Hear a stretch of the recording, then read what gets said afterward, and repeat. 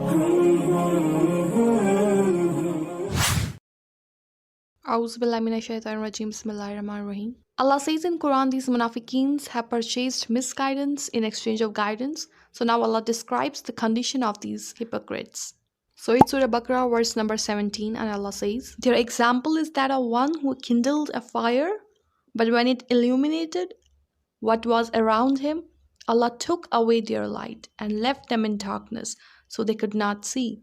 So why does a man kindle fire? So that he can get warmth and light and get shelter from wild animals, right? So it means he kindles fire for his profit.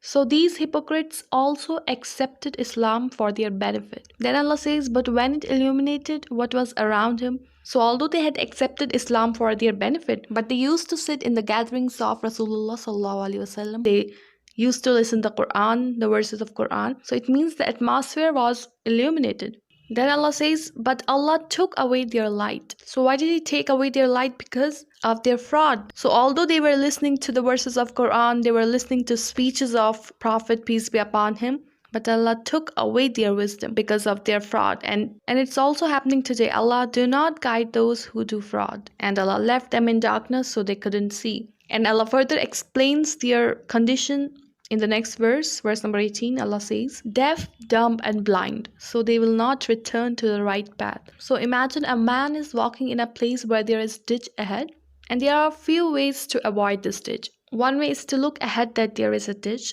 and Allah says they are blind. They are blind and do not see anything except their desires.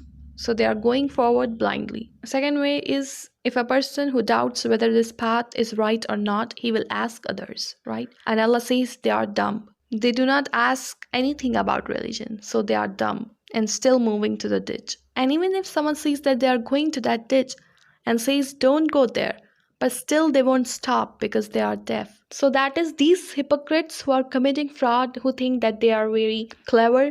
Their condition is like this, that they are going to hell.